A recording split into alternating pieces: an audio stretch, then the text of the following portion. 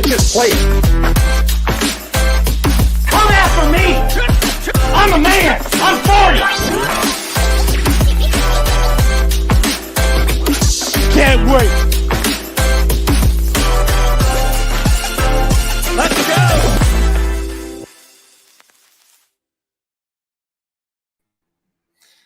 Good morning and welcome to Coffee and Sports. It is the morning show here on Sports Empire Network.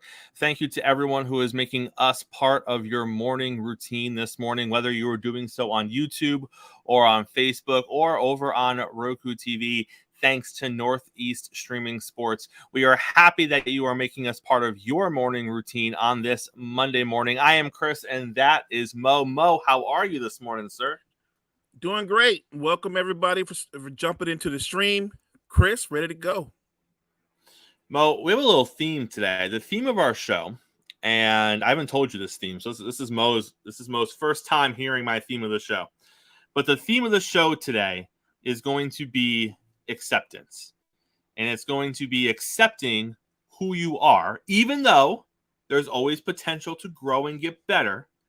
But the theme of today's show is going to be acceptance. And we're going to start with Sunday Night Football, and we're going to start with the Buffalo Bills and the Cincinnati Bengals. And I don't say a lot of nice things about Buffalo, but I'm going to say this. Does Buffalo have the potential to make it to the Super Bowl? Of course they do, Mo. They absolutely have the potential to get there. They have the potential to have a top 5 offense. I think they have the potential to have a top 5 defense. But, Mo, we're past the halfway point of the season, and we're at the point in the NFL season where you look at teams, and now we start to see trends. And now we start to compile data, and we say, okay, this is who you are, as opposed to it was a bad game or it was a rough matchup. And if you look at the Buffalo Bills, since they beat the Miami Dolphins and took a tie for first place in the AFC East, there have been some trends with them.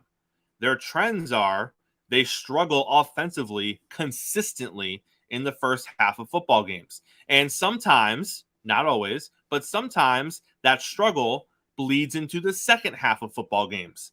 And it leads to losses or wins that are a lot closer than they should be.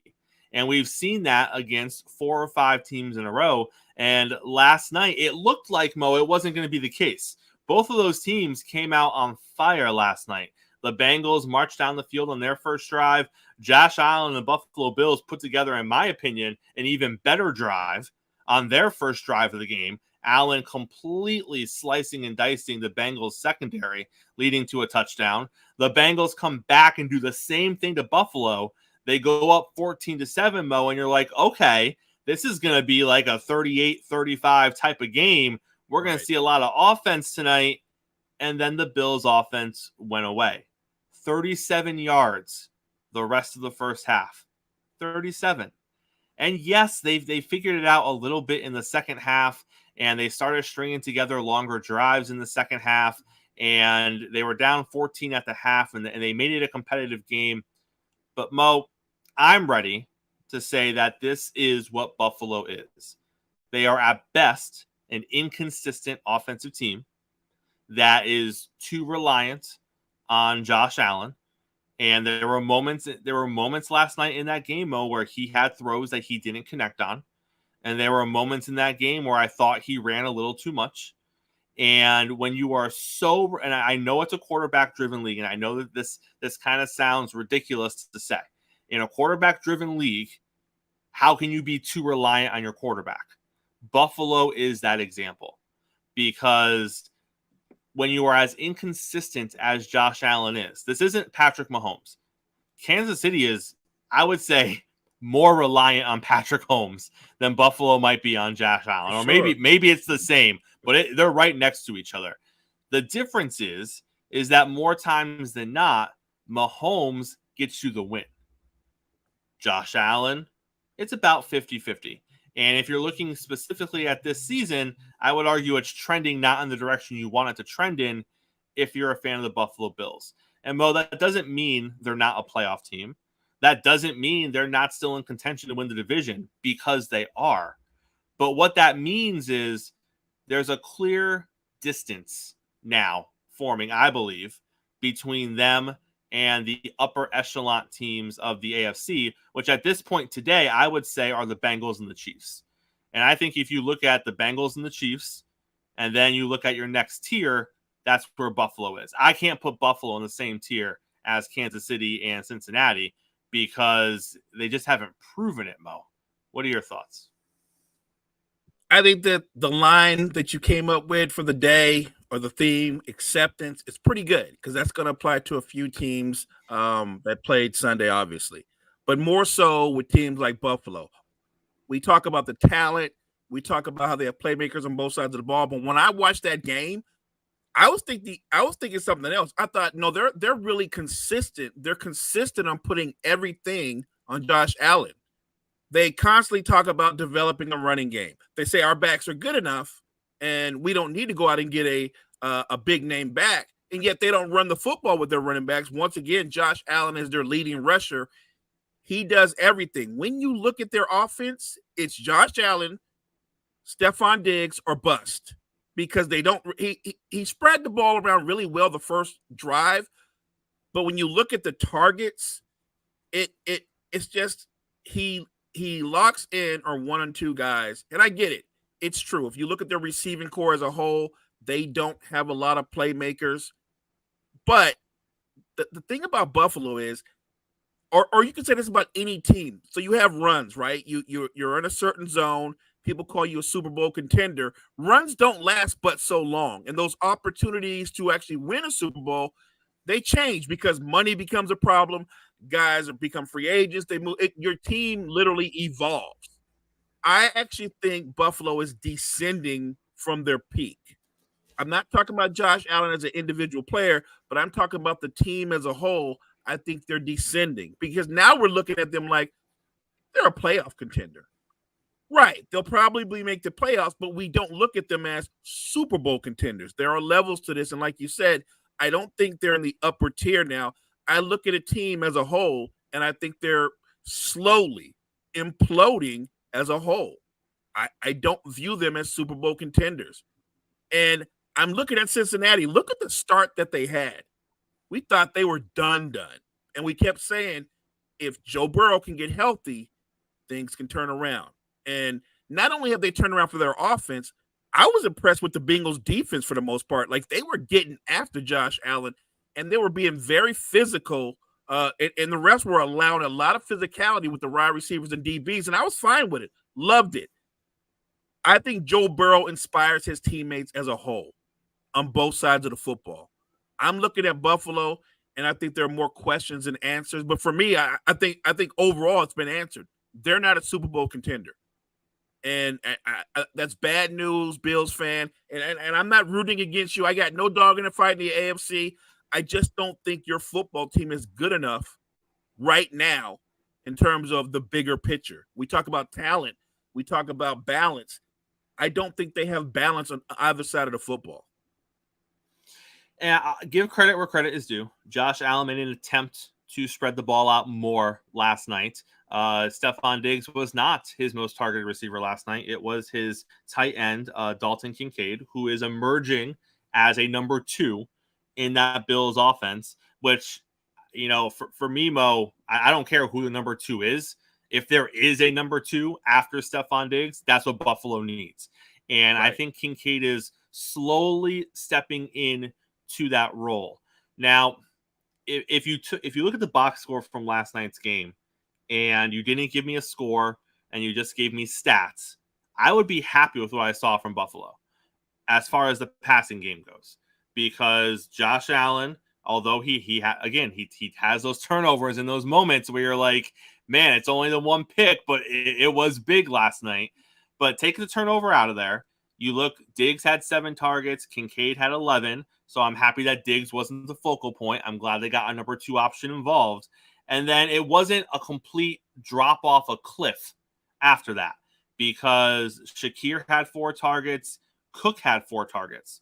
So with Buffalo, when you look at their receiving core and you're like, hey, 4 guys had 4 targets or more and Diggs wasn't the top targeted person, that's progress. That is stepping away from Allen to Diggs as the focal point, which hampers this team at times.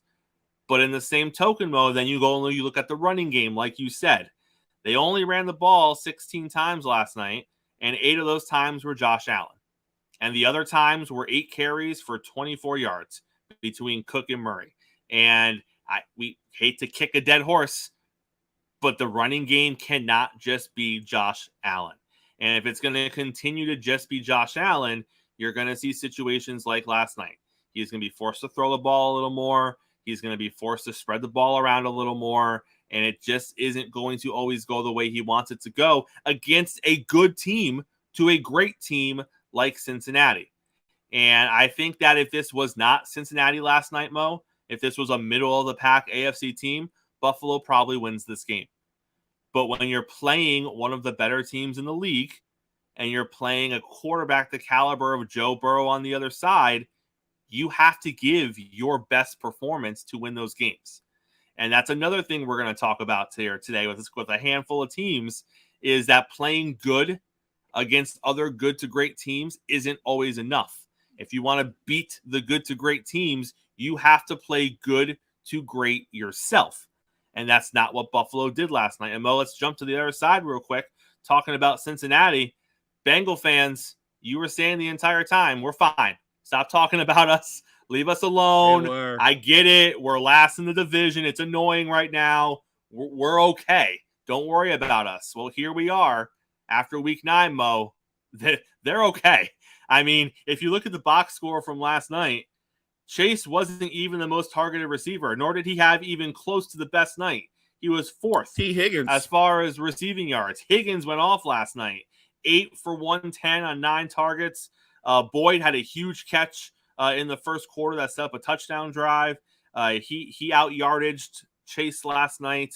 The tight end had more yards than Jamar Chase did last night. And that's the point, isn't it, Mo? The point is with the Bengals, and I know things are going to get dicey next season because Higgins probably won't be there, but we'll talk about next season. Let's talk about this season today, because today Joe Burrow has 2 elite receiving options in Jamar Chase and T. Higgins, and he has a top-tier number 2, in my opinion, in Boyd. And then you add into the fact that his tight end's going to get involved at all. Now you're literally looking at a situation where once this team spreads you out, what are you going to do? Because you have 3 great pass-catching options at the receiver position. He's getting his tight end involved. Mixon can catch the ball out of the backfield when he needs to. Mo, this offense is rounding into form at exactly the right time, middle of November. This is when the playoff picture starts to form a little bit. I know they're not in first place right now, but I think in a few weeks, we're going to be talking about Cincinnati as the team to beat in the AFC.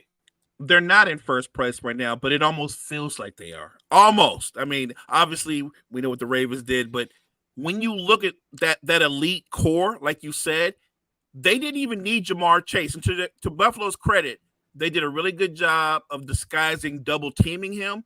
But Joe Burrow recognized that immediately and said it's not going to be his day. He's going to spread it around. It was T. Higgins. It was Tyler Boyd. It was others. And that's the mark of a great quarterback, too. I know I have a number 1, a star receiver, if you will, but I don't have to force the football to him. I have other options. I have other playmakers. Like you said, T. Higgins has the ability to play at an elite level. Tyler Boyd, if he was a number 2 and they spread it out, he'd be probably a 1,000-yard receiver as well. Like, they have that kind of talent. And you mentioned getting the tight ends involved. Yes, Mixon is a threat outside the backfield. He's very good in short yardage at the goal line. This team is rounding out on offense, but like I said as well, not a championship defense, not the kind of defense that's going to be remembered with the 85 Bears or the Giants or Ray Lewis's Ravens, but a defense that's very opportunistic and they can make plays when they need to. So give it a few weeks. I don't think they're going to go undefeated, but in the bigger picture, throw out the record. I'm looking at Cincinnati, and it would not shock me at the end of the day if they don't win the division, they'll be right there. They'll still be the biggest threat to me to Kansas City getting back to the conference championship game. I think so.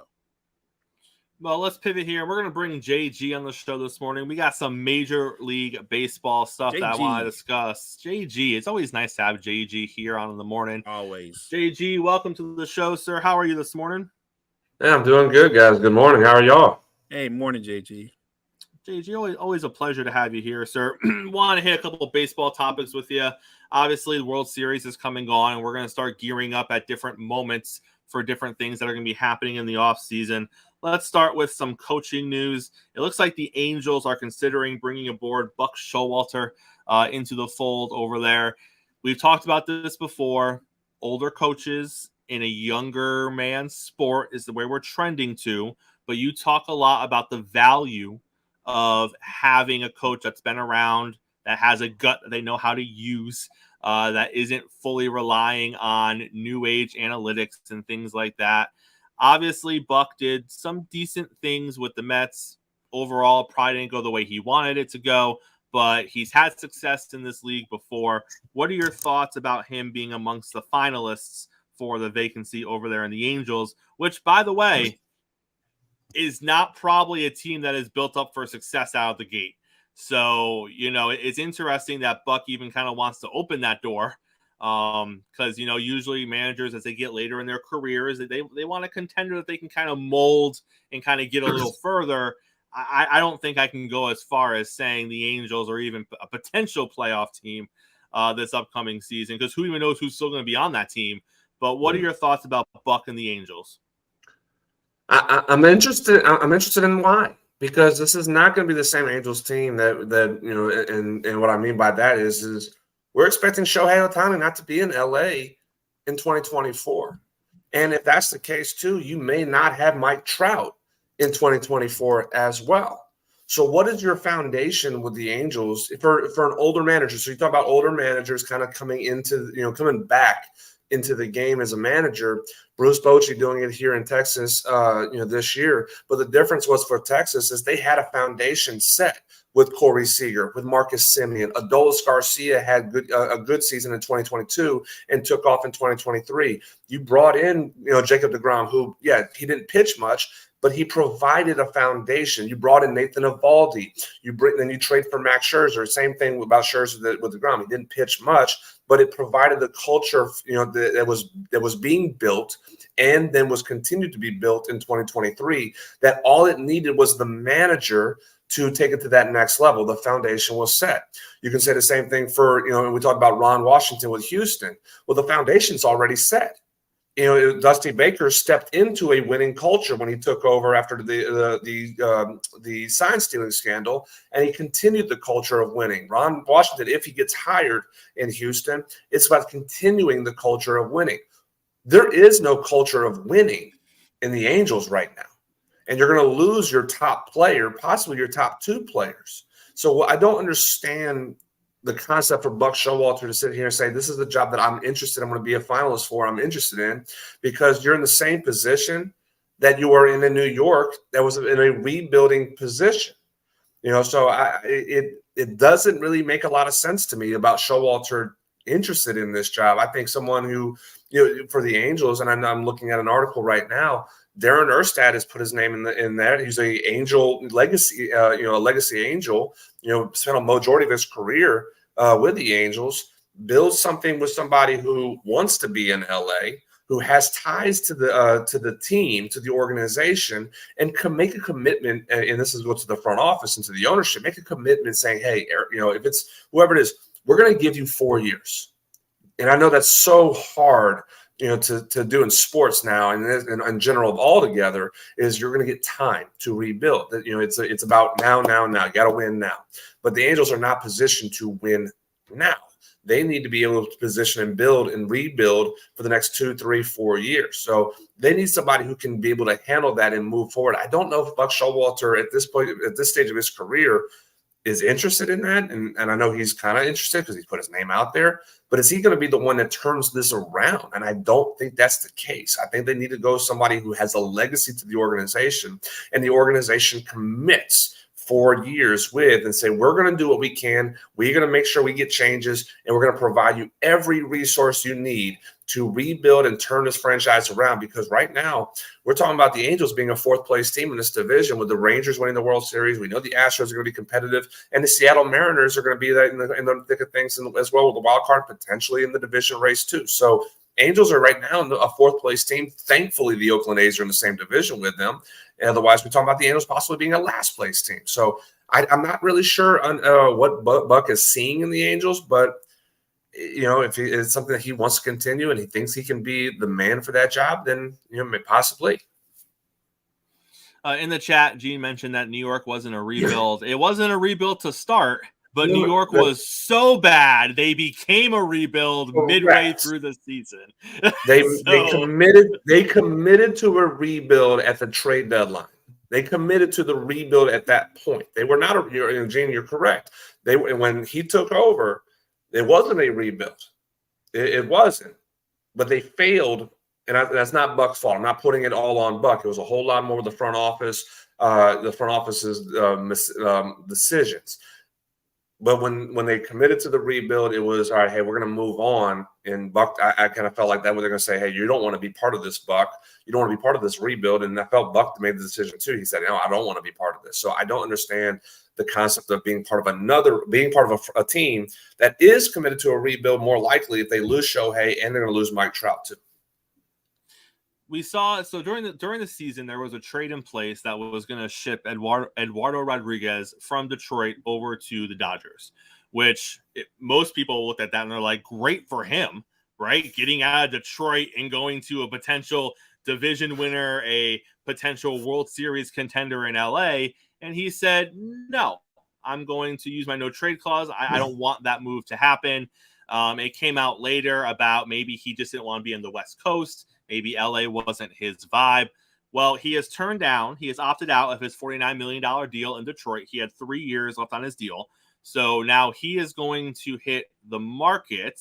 So apparently it wasn't love for Detroit as much as it was, I just don't necessarily want to be a Dodger. What is the market for Eduardo Rodriguez as we head into free agency?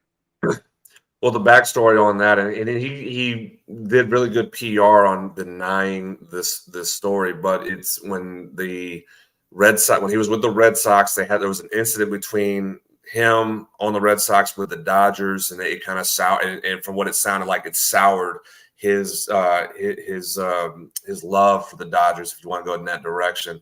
And he basically written off. He denied it. Good PR, but I've talked to some people who are close to the Red Sox organization as far as in the media side, and they go, yeah, hey, he is never going to play for the Dodgers. Now, they could write a check for him now as a free agent and say, hey, we're sorry. Here's a lot of money. Maybe money always makes people talk, but at least for that trade deadline, that was a lot of what it was. There was that incident when he was with the Red Sox that took place, and he soured on them. He's going to have a market. He's going to be a top one of the top lefty pitchers in the free agency. I think again, we don't have a lot of the big names in this free agent class as far as pitching wise.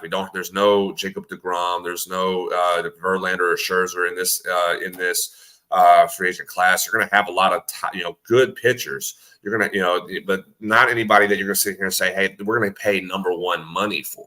And Eduardo Rodriguez is kind of in that same boat. He's a really good pitcher, a number two pitcher that that'll create that extra depth that you can give him the ball and he's going to pitch his ass off for you.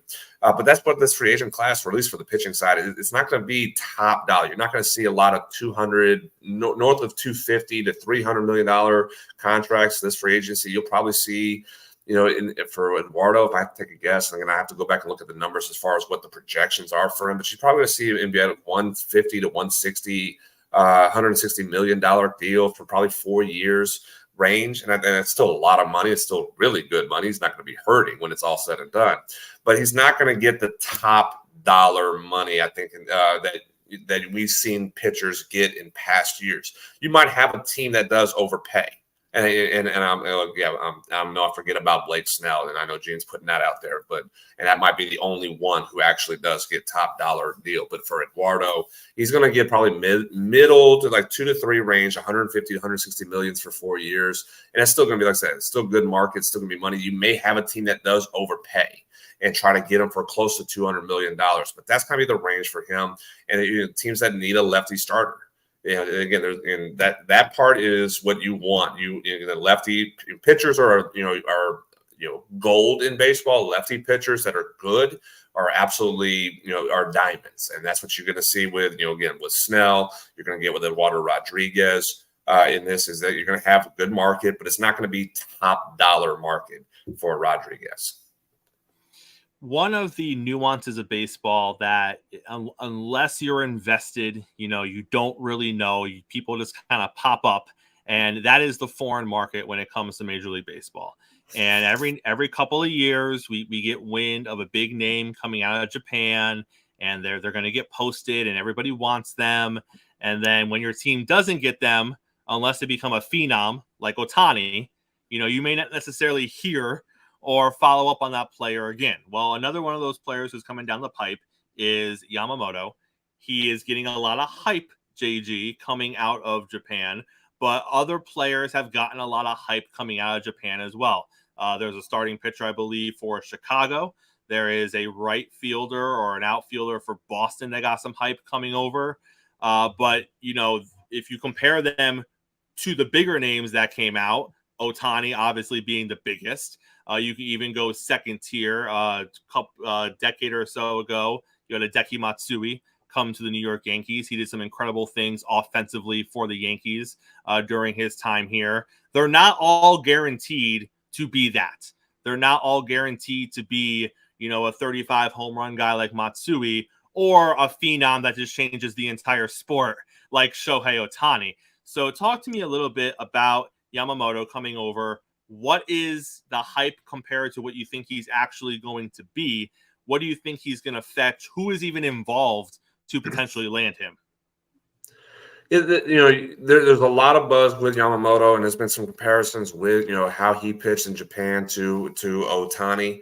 His last outing, he threw 137 pitches, and it was just a dominant performance. What concerns me, and I've played with Japanese ball players before, and I've talked to them about the differences in the regimen of how they pitch in Japan to how we pitch here in the United States, where we in the United States pitchers pitch every 5 days, and we have pitch counts, and we shut down a couple of days. Pitchers will not throw for 2 days, get a bullpen session, and then they're putting themselves ready to pitch on that 5th day. Japan, they pitch every 6 days. And they don't stop throwing. So they pitch. They pitch they have their game. They pitch. The next day they still do a long toss throwing session. They'll do a flat ground pitching session. Day 2, they're doing a bullpen session. Day 3, bullpen session. There's no rest for them because they train their body in such a way that it's so different. That's why when you do have pitchers that come to the United States or from Japan, their injuries do come up a little bit more. You have pitchers that have the arm injuries a little bit because how they use them in Japan is so different how we use them and how we use our pitchers here in the United States. And it's tough for them to kind of get a little bit of a difference from there. So there's always concerns for Japanese pitchers with injuries. Again, we just saw Shohei Ohtani with a UCL injury. We've seen Yu Darvish have arm injuries. We saw Kenshin Kawakami, Daisuke Matsuzaka. Guys, Japanese pitchers have come through here and have a lot of arm injuries throughout their career at some point. So there's always a concern for that. Again, you could say the same thing for American pitchers. I'm not sitting here saying Japanese pitchers are only going to have the injuries because of how we do things. But there is a difference in how they handle that and everything. So that is always a concern, how they be able to use. But the hype is real for you. I wanted to be able to say for Yoshinobu Yamamoto. I always wanted to say the first name and everything, but I think I did pretty good on it. But Yamamoto is going to have a lot of hype coming in because of just how dominant he's been with a 1.82 career ERA. In Japan, he had a 70-29 record. He's the real deal. Pitching wise, is he Shohei Ohtani? I don't know that part yet. I won't sit here and say I know that's where he is. Could he be a Daisuke Matsuzaka? Yeah, and I think people are going to be very happy about Daisuke Could be Yu Darvish. Yeah, and I think people are going to be very happy to have in that aspect of. So, where's the ceiling at? I would say between Yu Darvish and Shohei. I think that's where he's going to be. And again, that's really good. Really good, and you're going to have a really good career if that's the case for him. The Dodgers are always interested in Japanese ball players. They're always interested in top of the line. We've seen the Boston Red Sox are interested, and I think that would be an intriguing pairing because of the history. And you always talk about history with Japanese ball players with teams who have had Japanese ball players in their past. Again, we talked about Matsuzaka for Boston. Hideo Nomo in the Asian with his in the Asian ties for the LA Dodgers. Ichiro in Seattle. Angels with Shohei. So you always got to look at the tie-in of who of the history and where the comfortability of Japanese ball players is going to be. You go to the Yankees as well with Hideki Matsui. So you have to look at an aspect of that side. But I think the Boston Red Sox are going to be a team that's going to push very hard. LA Dodgers, especially with the pitching that they don't have right now, and they're not going to have much of in the season. We don't know about Kershaw's status. Gonsolin's going to be missing majority of the season next year because of his Tommy John. They'll have Buehler back, but there's still so many question marks for the pitching staff that I think they're going to look and try to get Yamamoto pretty hard and put him in that rotation and just try to expand what they can. So I'd say the Dodgers and the Red Sox will be the two teams to beat for Yamamoto in the bidding war for him. JG, always a pleasure to have you on here. Before you get out of here, Monday Night Football predictions. You give it to us every Monday. Who do you like in tonight's game? Monday night. Tell me again. I'm a bit away from who's playing on Monday night tonight. I believe we got Chargers and Jets tonight. Okay, that's what I couldn't remember if it was Chargers Jets. Man, I've been impressed with the Jets right now, and just being able to hang around. And there was so much talk about Zach Wilson was just being was going to be. It seemed like at one point Zach Wilson was going to be grabbed by the neck and thrown out of the Jets locker room by some of the players, and how they've rallied around him a little bit. And they've basically have told him, just don't be stupid and don't lose us a game. And so far, he's done pretty well. I've been really impressed right now just how he's been able to win the locker room back over, which is very hard to do in sports. If you lose the locker room at one point, you don't normally get the locker room back on your side. He's done that so far. And a lot of it might have been just by fire with Robert Saleh just kind of staying the course and believing in Zach and speaking out publicly, and kind of soured a lot of what a lot of the team on Wilson. But he has done a lot to earn the respect of that locker room back. So very impressive with that. I do think though that I know the Chargers have been kind of up and down still, and that's just been their history with Brandon Staley as the coach. Is they've been up and they've had moments where they look really good, and they have moments where they look really bad. And the not being a playoff team at times, but they look like they're one of the best offenses and the best teams in the NFL. I don't really know where to go with this, so I'm gonna take a chance. I'm gonna go ahead and say I'm gonna take the Jets tonight, because I think there's a little bit more belief right now with how that defense is playing. The defense is playing phenomenal still. I do, and I think that this team is just going to continue to try to feed belief into Zach Wilson. Just don't be stupid. Don't do this. Don't make boneheaded decisions. Play smart. Be who you're supposed to be. Don't be Aaron Rodgers. We don't need you to be Aaron Rodgers. Just be Zach Wilson.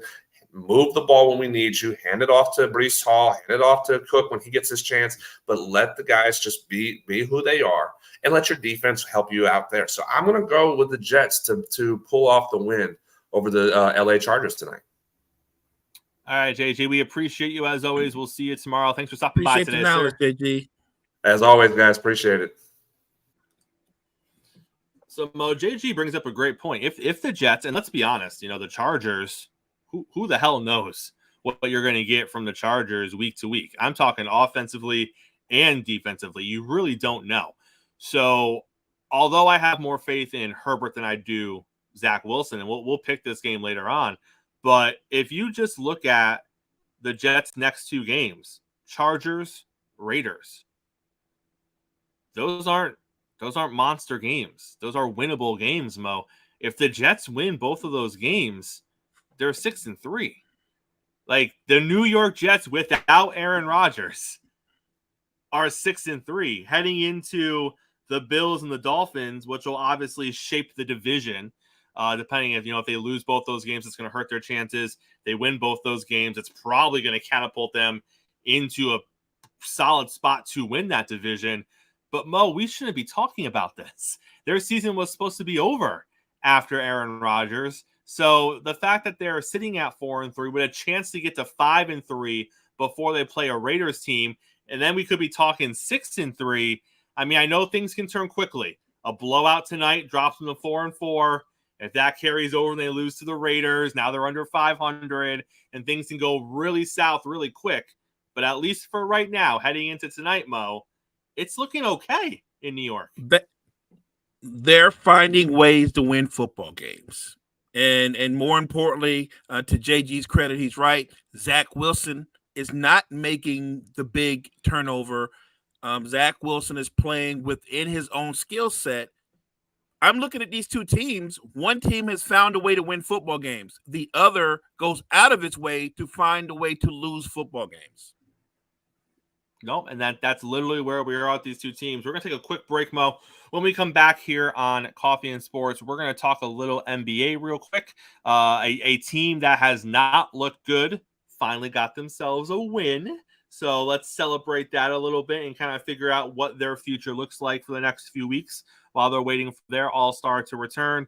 And then we're going to get back to the NFL, and we're going to talk some more acceptance. And we're going to do all of that right on the other side of this break. Don't go anywhere. It's Coffee and Sports. It's the morning show here on Sports Empire Network. Hey, y'all, I'm Key. And I'm Jory, and tune in to Hoop Dreams and Touchdown Queens every Saturday at 5 p.m. over on Sports Empire Network. And don't forget, also watch us on Roku TV at Northeast Streaming Productions. So tune in. Welcome back. It's Coffee and Sports. It is the morning show with Chris and Mo. Right? I know. We got to get some of that. We got to get some kind of music because everybody's got some music. Come on. I know. We got to figure that out. I'll put our guy. I don't know who our guy is, but I'll put our guy to work on that. Our guy. Mo, let's talk real quick NBA. Let's talk about the Grizzlies. The first 6 games, it wasn't fun if you were a Memphis fan, but we knew they were going to struggle. While there were 25 games is the suspension for John Morant, so we knew it was going to be a struggle at times. The question was, what was this team going to look like after 25 games, and were they going to be in a spot to potentially salvage the season just to get into the playoffs, whether it be the play-in game or whether it be in the actual playoffs? Because when your all-star, when your superstar is going to miss 25 games, that's what you're looking at, right? What you're looking at is, can we survive that enough to where a team that was a top seed the past couple of seasons isn't wasting a season and not making the playoffs at all? So they start off 0-6. You're like, damn, it's rough. It's rough without your best player out there. They finally get off the losing schneid. But Mo, let's be honest, this isn't a great team without him, and they're definitely not playing well without him. Where do you think we're going to be come game 26 when he's ready to return? Is this going to be a team that is going to have enough time left? Are they going to be in too big of a hole to make a push for the playoffs? Is he? How is he? We don't even know how he's going to play when he comes back. That's the other thing we're not talking about. We assume he's just going to be great out of the gate, but it might take him 5 or 6 games to kind of get his legs under him. And now you're basically like, well, we were 30 games essentially without him. I mean, it's a lot. It's a lot to ask. But what do you see for this team going forward? You bring up a good point also, too. We don't know how he's going to play, and we don't know how he's going to behave because he's still a young man. And how do we know that he still doesn't have a resentment towards the league for his suspension, right? So that could impact him as well. But I'm looking at the Grizzlies, and what I was concerned with about them coming into the season was, in the NBA, 2 things you must have: shooting, and you must have guys who can create off the dribble for others. And minus John Morant, they don't have anybody. Marcus Smart is not somebody who can break somebody down in an ISO situation to create for people. Desmond Bane is a good scorer, but he's not terrific in one-on-one. He doesn't create for others. I've watched their games. The truth of the matter is their best creator is past his prime, Derrick Rose. They weren't planning on using him as much, but Derrick Rose is their best player when it comes to creating for himself and others. I think they've dug a deep hole. They're going to definitely be well below 500 when Morant comes back. Do they have a chance to get back into it? In the Western Conference, in a tight West, it's going to be a chore. It's going to be a challenge. But if Ja comes out and he plays lights out and the other guys, because when he comes back, he also puts the guys in their proper position. Rose becomes a 6th or 7th man. Marcus Smart is a starter, but he's really a 2 guard more than he is a point guard. He's not a shooter per se, but he's more of a 2 guard than a point. And let's not forget, Steven Adams being out for the rest of the season, that will impact him, obviously. He is their anchor defensively in the middle. He's a double-double guy, and he's gone, which means Jaren Jackson Jr. has to play more center. He's not good at the center position. He's not good straight up guarding bigs. He is terrific as a weak side defender. So I just think this might be a very tough struggle, a lost season for them. I don't want to go as far to say they won't make the playoffs, but if they do make the playoffs, their coach should get coach of the year. He really should, because they're going to be in a deep hole by the time John Morant comes back. And before we go back to the NFL, Mo, a lot of chest puffing out there in Boston after the Celtics 5-0 start. Obviously, you want to get a hot start out of the gate. It kind of helps if things cool off later on in the long season that is the NBA season. Talk to me a little bit about the Celtics start. Is this really who they are? Are they really going to be the number 1 seed? Because, we got a couple of other teams out there in the East. We do. The Milwaukee Bucks that are, saying this is their territory. And again, once the playoffs start, whether you're the 1, 2, or 3 seed, a lot of that goes out the window. It doesn't necessarily matter. But talk to me a little bit about the Celtics and their hot start. I'm not surprised by it at all. And the truth of the matter is, Porzingis has been everything projected to be. A 5 that can take other 5s away from the basket because of his shooting. He gives them the perfect outlet and pressure release for Brown and Tatum. Drew Holiday has been steady. The way they've played Holiday, or the way he's played, he's not looking for his offense as much. He and Derek White are locking down defensively. But I'm looking at this team, and what I led with the Grizzlies, they're the opposite. Brown is not great off the dribble, but he's terrific if he does a straight line attack. Tatum could create for himself. White can create for himself. Same for Drew Holiday. They have multiple guys that can get their own shot and get opportunities for others. My only concern with the Celtics is, what will they be come playoff time? Because we've seen them be very good in the regular season, Chris, and then they get to the playoffs, and first round, no problem. Second round, and then they get stumped. They seem to have an odd ceiling. But I'm looking at this team, barring injury, I do think this is the best team in the Eastern Conference. Sorry, Milwaukee fan. I've also seen Milwaukee play. The Dame Giannis domination thing, that hasn't kicked in yet. Milwaukee's actually ranked near the bottom defensively, and I didn't think they would be that bad defensively minus Drew Holiday. Mind you, we're 5 games into the season, and in the NBA, you need at least 25 games to really know what your team is. But I think going forward, the East is still a 3-team race, right? We're talking Milwaukee, we're talking Boston. I guess you can throw Philly in there. Look, Philly is better by default by getting rid of a certain someone, right? We all would agree with that. And if Daryl Morey is the general manager that everybody says he is, he will take those assets that he got from the James Harden trade, and he will turn that into a third 20-point scorer to go along with Embiid and Tyrese Maxey. That would be the smart move, because everybody has a timeline. Joel Embiid is 29 years old. He wants to win a title. He wants to be competing for titles. You're on his timeline. You have to make moves for right now. Speaking of James Harden, he is going to make his long-awaited, much-anticipated Clippers debut this week. Mo, realistically, what are we expecting from Harden his first handful of games as a Clipper? I think it's fair to say that he may not have put in the most work during the offseason as he was stuck in Philly. He also hasn't been around the Clippers for a particularly long time, and we don't know what it's going to look like when his star merges with the star power of the other 2 stars that are already on that team. And let's be honest, their stars don't really talk much, so we don't really know how they even feel about having Harden over there. Correct. So correct. What are you thinking we're going to see from Harden his first couple of games with the Clippers? All jokes aside, he's a baller. He's a natural basketball player, and immediately he's the best passer, best shot creator on that team. Immediately. So what he will do is he will get them in their best positions. He will get the ball to them in their sets. What they lack is a natural point guard. Russ can rack up numbers left and right, and he is terrific when he can get downhill and attack the basket and then dish to others. But what Harden can do is in late game situations, he can get them into their best spots. So I don't know if his debut will be spectacular, but I think in the longer run, in the bigger picture, he's a good fit for what they need, because what they need was a natural point guard. The question is, can he be content with being a point guard, or will old James come back in and want to go shot hunting? Because I will say this, Clipper fans, his debut or his season with you better hope it's better than that introduction point, that introductory press conference, because that was awful.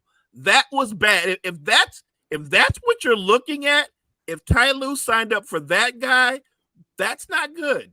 That's not good at all. Like you said, Paul George and Kawhi Leonard aren't very vocal, but I have to believe they were watching that going like, this guy's coming. So I think he can help them, but it really depends on his mindset. All right, let's take a quick break. When we come back, we are going to get into more NFL, breaking down everything that took place in Week 9 and continuing our talk about acceptance. It's going to happen on the other side of this break. Don't go anywhere. It is Coffee and Sports. It is the morning show here on Sports Empire Network. Hey guys, it's Pavel the Cat. And Evan Rev Reynolds. And we are Two Guys in Hockey Talk. We are here every Wednesday night at 7 p.m. Mountain Standard Time to talk all things hockey. What do we talk about, Evan? We talk KHL, AHL, ECHL, every HL hockey league you can think about, prospects, juniors, even the professional women's hockey league. Yeah, we love it. And we have a website, Two Guys in Hockey Talk. So give us a follow. We got articles on all things related to hockey, and we're writing all throughout the season. So make sure you tune in. We're also on X or Twitter.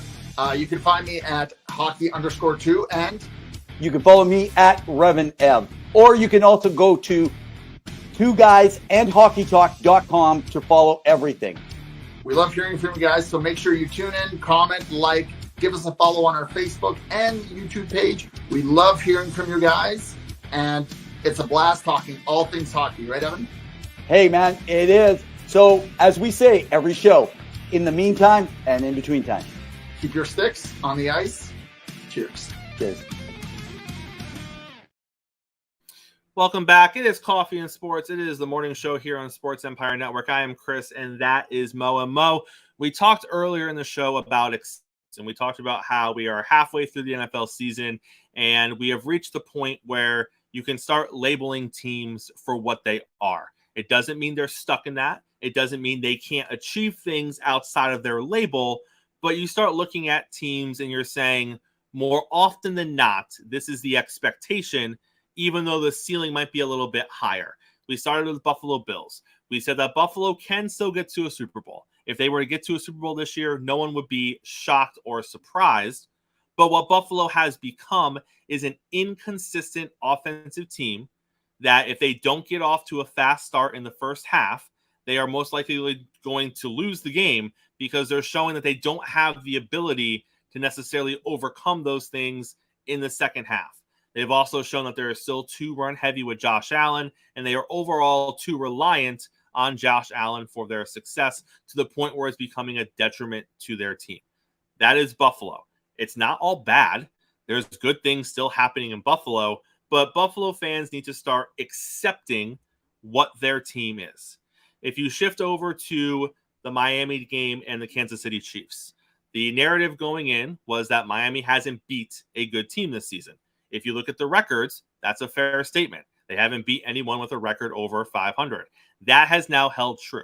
Miami is 0-3 against teams that are over 500. They are 6-0 against teams that are under 500. Does that mean Miami is not a playoff team? No. Miami still has one of the best offenses in the league, and their schedule is not filled with a bunch of teams over 500 for the rest of the season. So if they hold true to that, Mo, they are probably still going to find themselves in the playoffs.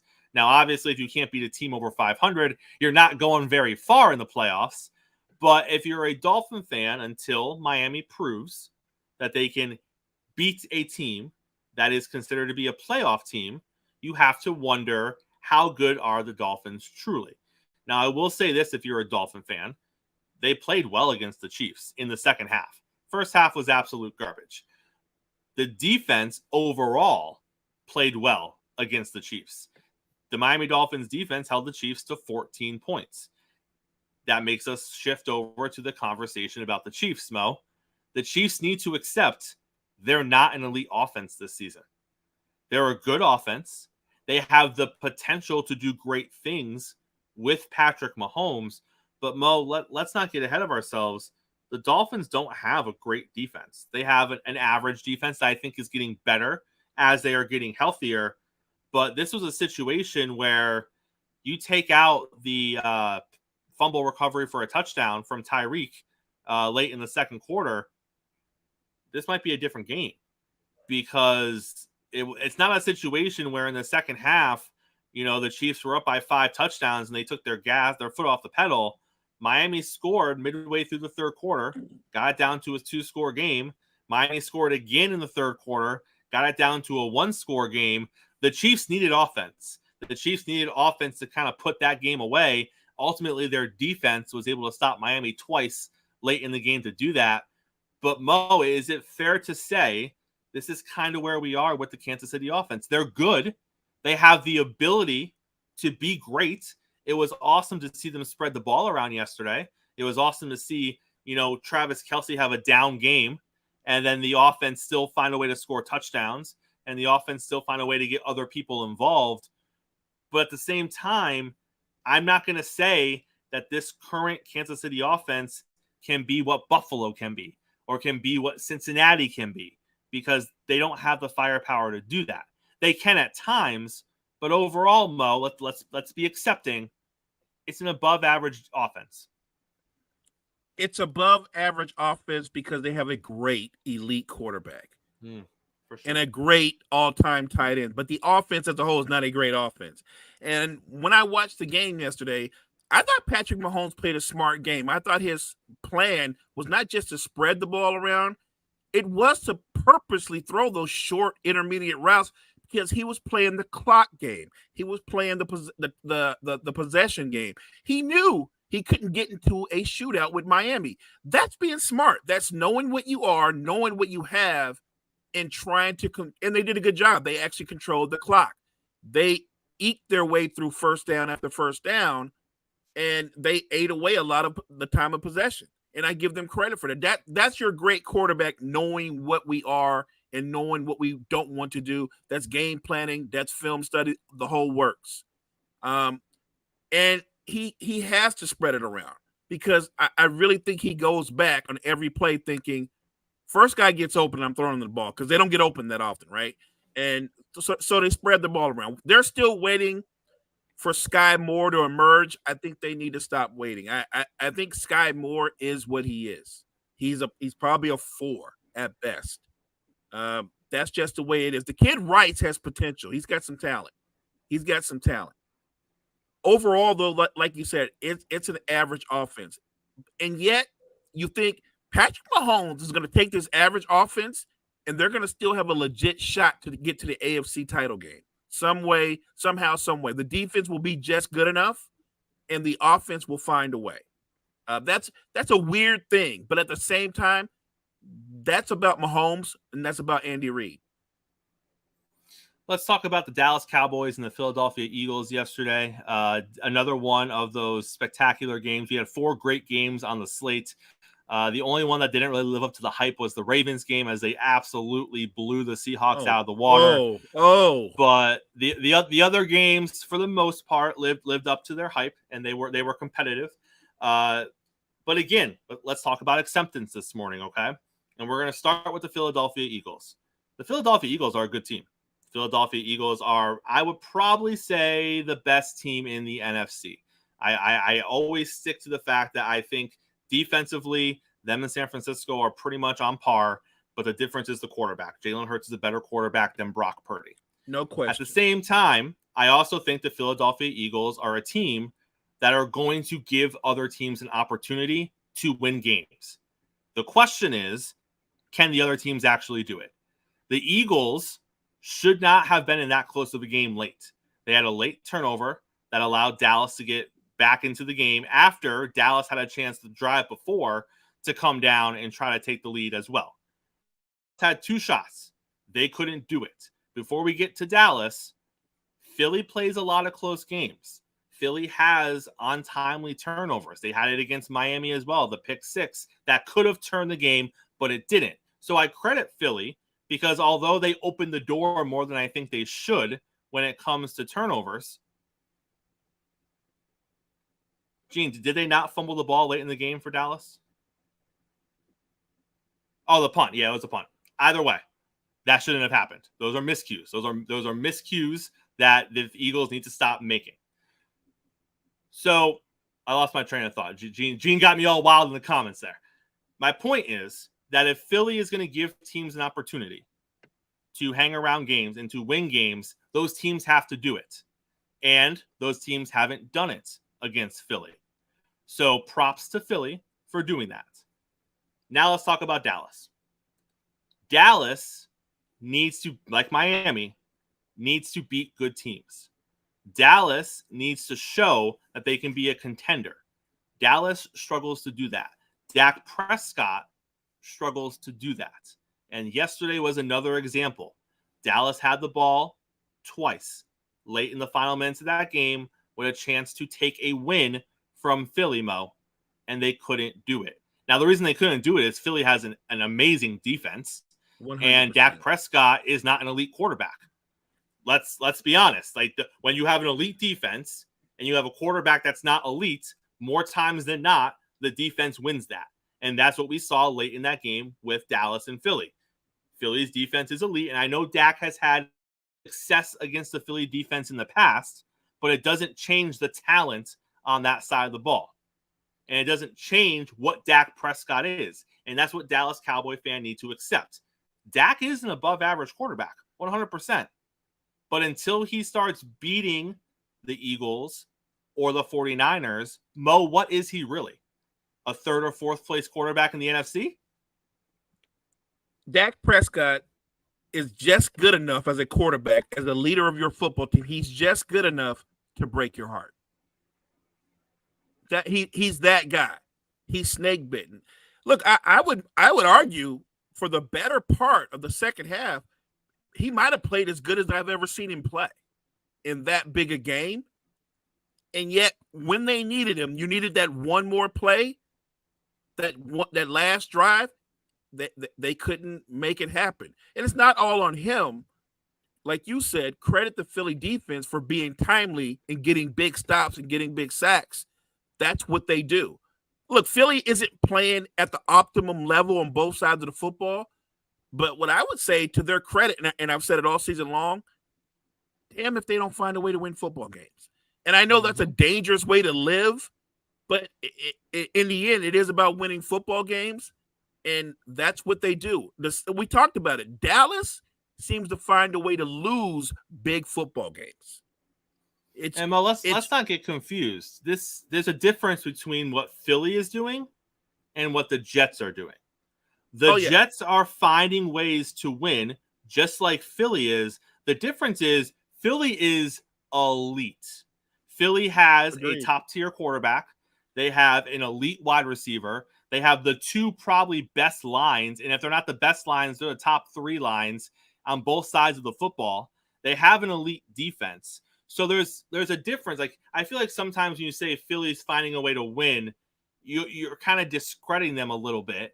And you look at a team like the Jets where we say the same thing about it. And make no mistake, we are not saying the Jets and Philly are in the same boat at all. Not at all. Philly is a Super Bowl contender and a Super Bowl favorite. But Mo, to your point, the NFL it's closer than people realize.